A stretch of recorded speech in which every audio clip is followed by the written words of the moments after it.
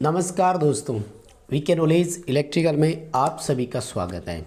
दोस्तों, राजस्थान में संभावित भर्ती टेक्निकल हेल्पर, और इस पर जब मैं कल लाइव आया तब भी अदर स्टेट के कैंडिडेट्स ने बहुत सारे सवाल पूछे, और वैसे भी मेरे पास मैसेजेस आते रहते हैं कि सर हमें अदर स्टेट कैंडिडेट के लिए क्या क्राइटेरिया रखा गया है उसके बारे में बताइए।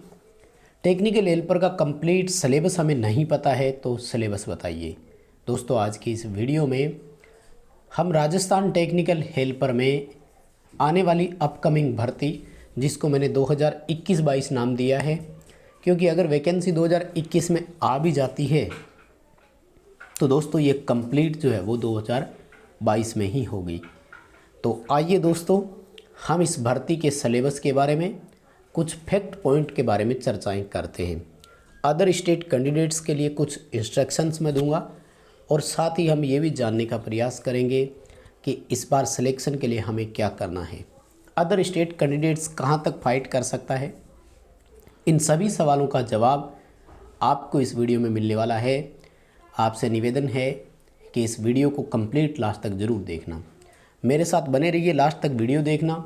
जब सारी बातों से सहमत हो जाओ तो वीडियो को लाइक कर देना, मुझे कमेंट करके ज़रूर बता देना। दोस्तों, आप हमारे चैनल पर नए हो तो चैनल सब्सक्राइब ज़रूर कर लीजिए। हमारा एंड्रॉयड ऐप भी आ चुका है।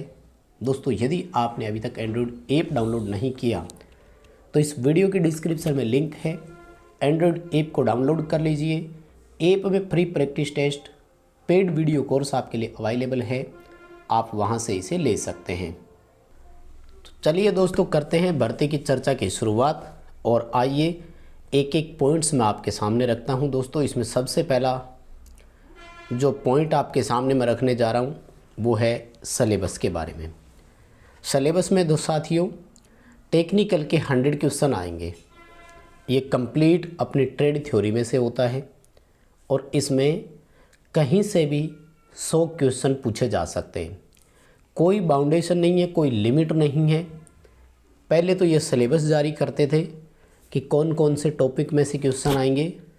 अब वर्तमान में इन्होंने सिलेबस जारी करना बंद कर दिया है, और केवल इतना लिखते हैं कि सब्जेक्ट रिलीवेंट 100 क्वेश्चन होंगे।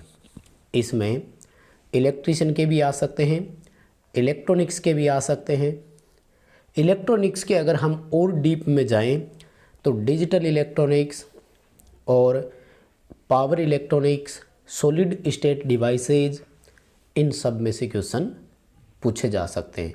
यानी आईसी के बारे में भी दे सकता है, फ्लिप फ्लॉप के बारे में भी दे सकता है, लॉजिक गेट, नंबर संख्या के बारे में भी दे सकता है, बाइनरी, हेक्साडेसिमल, उन सब के बारे में भी आ सकता है।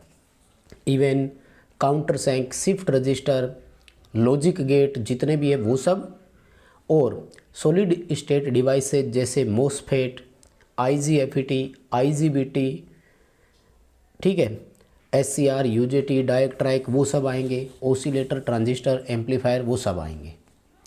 और इलेक्ट्रिशियन तो पूरा है ही, transformer, motor, generator, cell, battery, magnet, basic electricity, fundamental AC, polyphase system, alternator, wiring, winding, illumination, मतलब टेक्निकल के 100 क्वेश्चन होंगे, और वो 100 क्वेश्चन कहीं से भी आ सकते हैं। आप ये ऑब्जेक्ट नहीं कर सकते कि this is the out of syllabus, कि ये सिलेबस के बाहर से आ गया या ये हमारे सिलेबस में नहीं था। आपको इस तरह का कोई कुछ बोलने का ऑप्शन ही नहीं मिलता। दोस्तों, टेक्निकल में जो 100 क्वेश्चन आते हैं वो प्रत्येक 2-2 नंबर का होता है, और 5 ऑप्शन यहाँ पर आपको मिलते हैं प्रत्येक क्वेश्चन के लिए। 5 ऑप्शन देने का रीज़न ये है कि यहाँ नेगेटिव मार्किंग नहीं होती है, इसलिए आपको उन 5 ऑप्शन में से चूज करना होता है। यानी कुल मिलाकर निष्कर्ष के तौर पर देखें तो टेक्निकल 200 नंबर का आता है। ये 200 नंबर आप ये समझ लो कि सेम है आपके यूपी में भी जो आप तैयारी कर रहे थे, दिल्ली मेट्रो की तैयारी कर रहे थे, इसरो की तैयारी कर रहे हो, एमपी, बिहार, कहीं से भी हो, है ना। जैसा कि मैंने पहले भी बताया था, राजस्थान में अदर स्टेट के लिए कोई बाउंडेशन नहीं है, कोई कोटा नहीं है।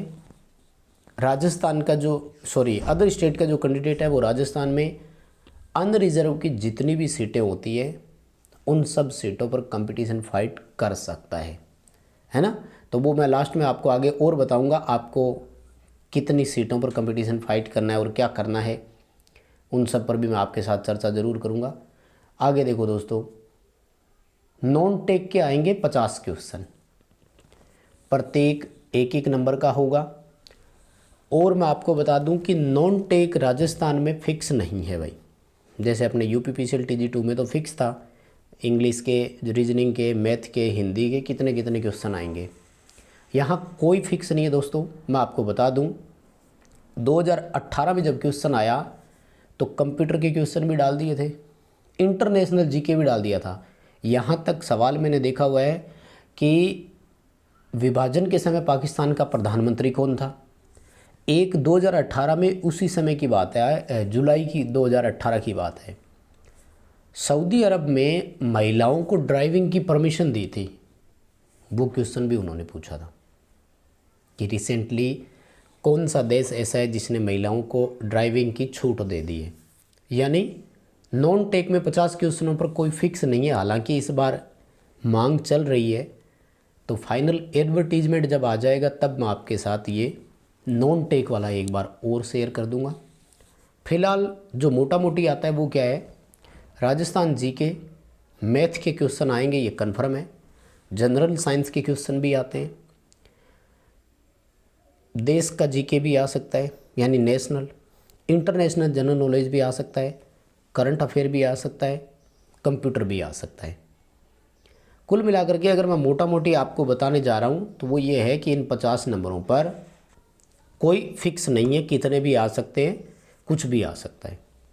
और यदि हम ग्रांड टोटल की बात करें तो 250 नंबरों का पेपर रहता है। अब 250 में से आपको नंबर लाने हैं।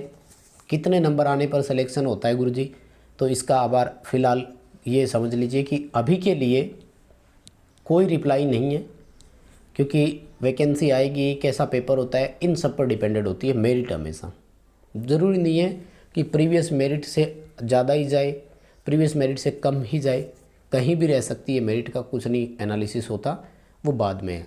हालांकि अगर आप फिर भी टारगेट लेकर चल रहे हैं तो कोई भी हो, कहीं से भी हो, एक बार 180 प्लस का टारगेट आप ज़रूर लेकर चलें। राजस्थान से हो, अदर स्टेट से हो, जनरल से हो, रिजर्व कैटेगरी से हो, एक बार अपने आप को इतना स्टेप अप करके रखें कि मुझे 180 प्लस मार्क्स बनाने ही है। कैसे बनाने हैं उसका एक क्राइटेरिया आप सेलेक्ट कीजिए और ये टारगेट लेकर चलिए, सिलेक्शन के पूरे चांसेस होंगे। सेकंड पॉइंट है दोस्तों, यहाँ नेगेटिव मार्किंग नहीं होती है, इसलिए मैं एक निवेदन आपसे और करूँगा कि एक भी क्वेश्चन छोड़ना नहीं है, स्किप नहीं करना है। टोटल 150 क्वेश्चन आएंगे और आपको 150 के 150 अटेम्प्ट करने हैं, क्योंकि गलत हो गया तो हमारा क्या गया। दिल्ली मेट्रो या यूपीपीसीएल की तरह तो नहीं है कि नंबर काट लेगा। इसलिए 100% आपका पेपर अटेम्प्ट ज़रूर होना चाहिए। सही हो गया तो नंबर मिलने के चांस है, गलत हुआ तो कुछ नहीं हुआ। छोड़ना नहीं है, बहुत भारी पड़ेगा। यदि टोटल में टाइम की बात करूं तो पेपर में 120 मिनट का समय देते हैं, 2 घंटे का समय देते हैं। पेपर बाईलिंगुअल होता है, हिंदी इंग्लिश दोनों में आता है। आप लैंग्वेज सेट कर सकते हो, कोई आपको दिक्कत नहीं होगी। अच्छा, आपका कोई भी और क्वेश्चन रह गया हो ना, तो क्वेश्चन तैयार रखिए, इस वीडियो के नीचे कमेंट कर देना, मैं आपको उसका भी रिप्लाई ज़रूर कर दूंगा। अब आइए दोस्तों, थोड़ी सी ये चर्चा कर लेते हैं कि अदर स्टेट के लिए कोई कोटा तो निर्धारित नहीं है। मान लीजिए दोस्तों कि 1500 सीटें आ रही है, फिलहाल के लिए मुझे इतना ही लग रहा है, टारगेट यही आएगी 1512 के आसपास। 6000 पदों पर चांस कम ही लग रहे हैं। राजस्थान में लगभग 60% आरक्षण है, पीछे बची 40% सीटें, यानी 40% सीट जो होती है ना वो अनरिजर्व की होती है। और दोस्तों, अदर स्टेट का कैंडिडेट इन 40% सीटों पर फाइट कर सकता है। यानी अगर हम 1500 का 40% देखें तो 600 सीट बनती है। यानी राजस्थान के बच्चे, अदर स्टेट के बच्चे को राजस्थान में अगर सिलेक्शन चाहिए तो टॉप 600 में रैंक करना होगा, 100% सिलेक्शन हो जाएगा। क्योंकि इस बार ये भी बताया जा रहा है कि कॉमन मेरिट बनेगी पांचों कंपनियों की, या जैसे तीनों वितरण में आती है तो तीनों की भी एक ही मेरिट बनेगी। कॉमन मेरिट में ये संभावना रहती है कि अब एक साथ ही अनरिजर्व का कोटा फिक्स किया जाए, फिर तो चांसेस बनेंगे कि आप ऊपर के 600 में अगर आ जाते हैं तो आपका सिलेक्शन ज़रूर हो जाएगा। ठीक है, तो दोस्तों यही था आज का मेरा अपडेट। वीडियो पसंद आया है तो लाइक ज़रूर कर देना, दोस्तों को फॉरवर्ड कर देना, और दोस्तों आप हमारे चैनल पर नए हो तो सब्सक्राइब ज़रूर कर लेना। आप इससे कितना सहमत हुए मुझे कमेंट करके ज़रूर बताइएगा।